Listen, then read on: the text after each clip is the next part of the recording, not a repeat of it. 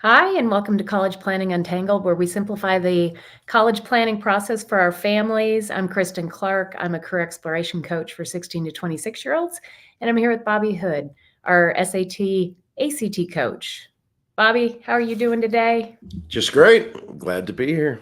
Yeah. So, as I was thinking about what do we want to talk about today on our show, I realized that we've really never told people about us and Mhm.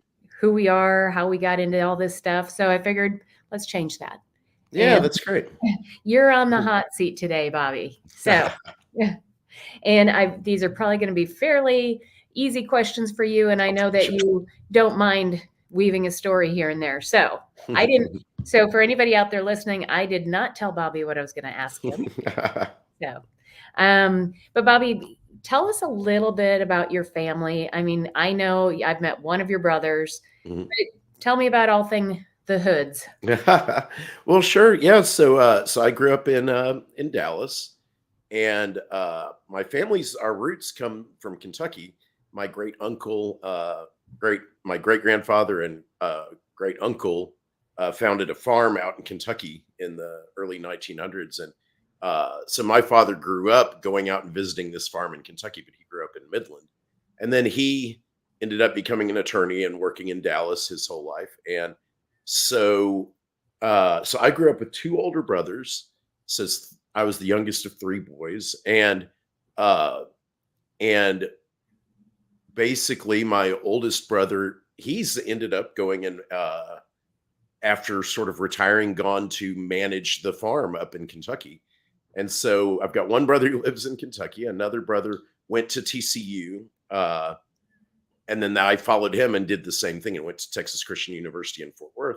My brother David got a degree in marketing and works as vice president of a large company now, and so he lives in Fort Worth and is still involved in lots of TCU stuff and has travels a lot. And then I went to TCU, got a degree in accounting, and worked as an accountant for a couple of years, and then decided wanted to be an attorney like my father was, and so I went to law school at the University of Texas in Austin and practiced law for like 7, 8 years, something like that, and then decided to get out of that when the market crashed and all of my clients went bankrupt. Decided to find something new to do, and that's when I started tutoring about gosh, that's 13 years ago now, right? I know. Well, And and Bobby, we help shape the lives of young people, mhm. right? So why tutoring? What was it that drew you to that? Yeah, it's an interesting thing. Like originally, my idea was to maybe become a professor, maybe try to, go be a professor of law or something like that. So I'd always wanted to teach. And so I was kind of aiming to go to law school and then become a law professor. And then somewhere along the way, you just get diverted, right? And then you just start practicing law and never get around to it. And then I got drawn back into that. I taught as part of being a student at the University of Texas. I taught classes there for 2 years, and I just really discovered that I love teaching so much and helping younger people. And so when I finally had gotten distracted away from that, but then when all of my clients went bankrupt and everything in the market crash in 2008, that's when I had some time to actually sit down and think about what I wanted to do and realize that my passion really was tutoring. And since I had done really well on standardized tests, it was an easy career change to just immediately start teaching SAT and SAT and LSAT for law school and all those things since I already knew them. And then discovered what a passion I have for it and that I have a good skill for it. And so that it just made it a very, clear answer. And it's something that you and I have discussed before is that, if I had a career exploration coach like you when I was in high school, I might have figured this out just right off the bat, right? That's what I should have been doing. And I wouldn't have spent 10 years of my life as an accountant and then as an attorney and also, trying to, open a restaurant, and trying to run a restaurant as well. I did all these things that don't play to my strengths and interests, It's Yeah. fascinating. Yeah, I know. And you're such a thinker, Mhm. and having that ability to and teaching and developing and Mhm. all this stuff. Yeah, it's cool that you found this and that it's the right thing because you're happy. I mean, you've Mhm. talked about this all the time that you really love doing what you do. Mhm. Tell me this: what are you most proud of that you've done personally? Well, that's really a great week to talk about that because, recently over the past couple of years, I've been serving on the board of directors of this organization called Journey Forward Mentoring, which is an organization that mentors students in Dallas ISD schools and helps students who are generally first generation potential college students to find their pathway to excel in school, to apply to college when they're going to be the first in their family to do that, to figure out what their strengths are and all of that. And so I've been serving on the board of this organization, but I also now have finally gotten around to actually joining as a mentor for this organization as well. So I will literally this weekend be getting assigned to my first student, and it'll be a student who is a sophomore probably. And then I will meet with that student uh, twice a month throughout the rest of their high school and possibly into college as well, right? Wow. And Yeah. and it's a really neat program because it is one to one. Each mentor who is a mentor for Journey Forward has one student that they are the mentor for. That's it. And so it's really a human intensive process. But so right after this today, I am going to judge an entrepreneurship competition that is a similar thing that's connected with Journey Forward mentoring, where students at Dallas ISD schools are engaging in kind of Shark Tank style competitions. And so I'm going to go help advise and judge on that.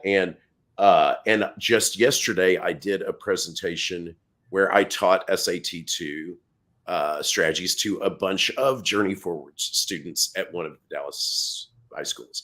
So I did that today. So this is one of the things I'm most proud of is because I do it in various different ways, but it's trying to not just help those who can afford my services, which are expensive, but also to help anyone who needs it, especially students in Dallas ISD schools, that sort of thing. And so that's right now just such a rewarding thing to get to do.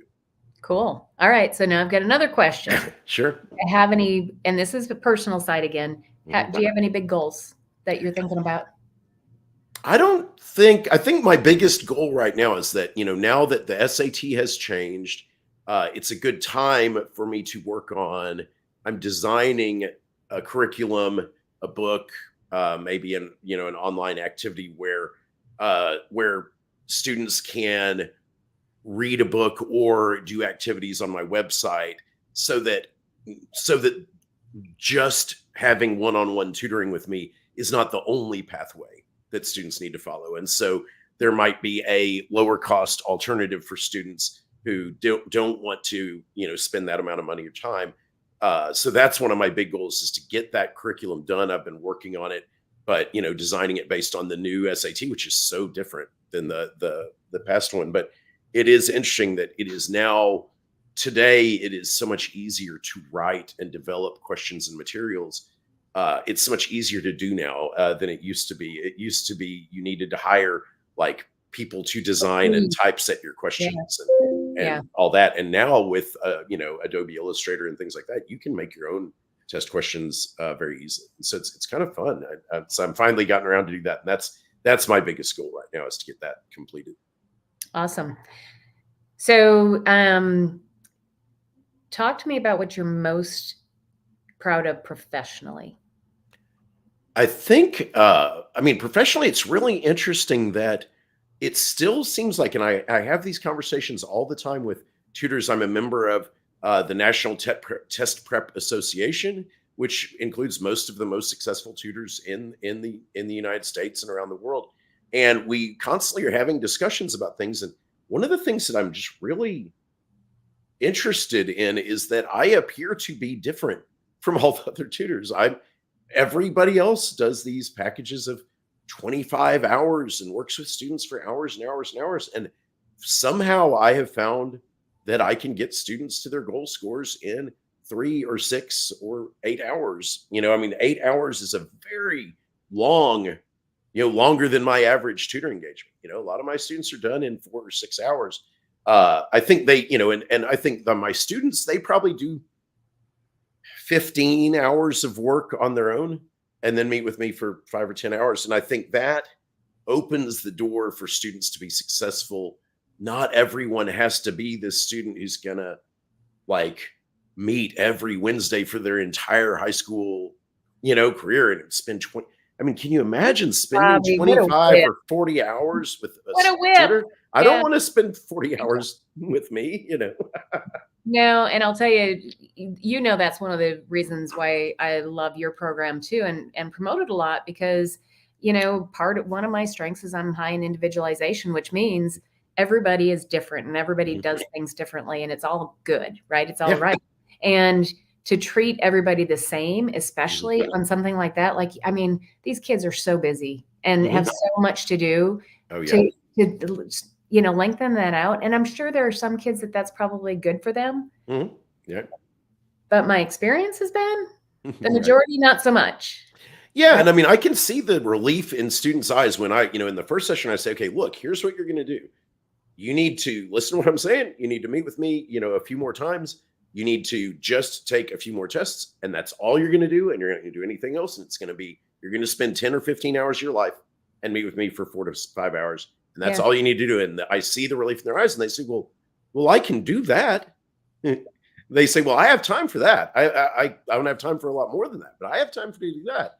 Yeah. And that's when they realize, okay, I can do this. And I can, you think about the amount of time that high school students invest in the other things they do, whether it's working or extracurriculars or sports or whatever it is, or volunteering or going to church or whatever, or even socializing or playing video games, whatever. This is the smallest number of hours that's going to have the biggest impact hours wise, right? This is the thing that's going to change how you get, whether you get into college. And also this is a topic for, I think, probably next week or the week after, but I don't know if you've noticed, but suddenly the pendulum has surprisingly swung back on test optional. Test optional never really was test optional, but it's dying. It's gone. Right? I know, right? Well, Yale announced it and said, right. And so, I said, don't believe it. It's only optional if you've got a perfect GPA anyway. If you're the valedictorian, maybe you can be optional, but they care. And now they've all announced, yep. And by the way, for people like me that I'm fairly frugal, not even fairly, like a really lot frugal, to get any of your merit scholarships and all this stuff, they were still a thing. So exactly. Yeah, right. Exactly. So if you wanted to pay full freight, full weight, full tuition sticker price, then maybe. But so it is interesting because this is what they have discovered is, they had this few years to try out test optional, and they realized, oh, okay, it does. Statistically, the students who are doing the best are the ones who had the highest test scores. Yes. Because it's not just, the things I show students, it's not just how to get a higher test score. It is how to think critically and understand the test. Yeah. And that you don't really learn to think critically a lot of times in school, right? You're just learning a bunch of content. And if you're really lucky, you get that one teacher who does teach you how to think critically, but it's never in any one particular subject. For me, it was an English teacher. For other people, it was a science teacher, right? For other people, it's their history teacher.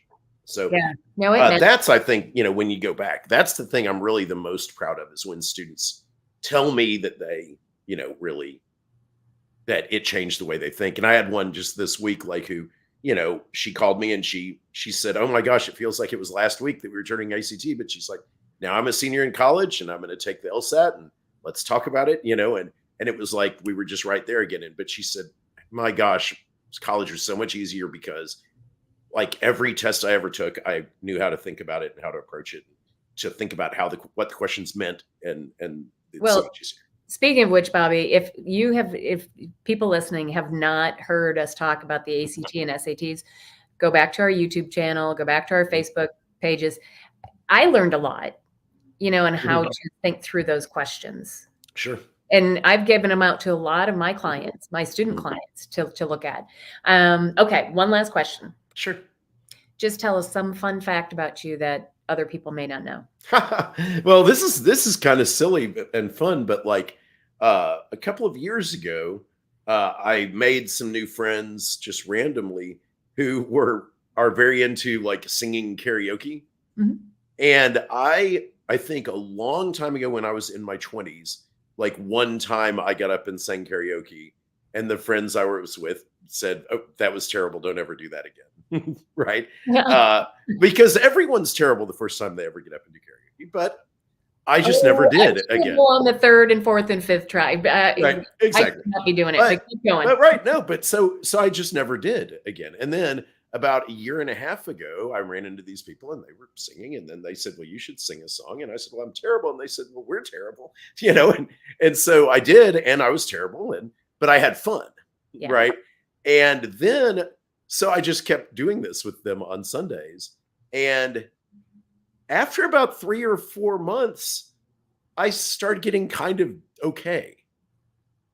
And now I've been doing it for like a year and a half or something. And I'm actually pretty good. And it's a lot of fun. And it's the Awesome. silliest thing because people are either, karaoke people or not karaoke people. But it's just a fun thing to do. And it's a lot of fun learning new songs and stuff like that. I don't know. And so that's a fun thing that I'm doing now, is singing ridiculous songs and stuff with my friends.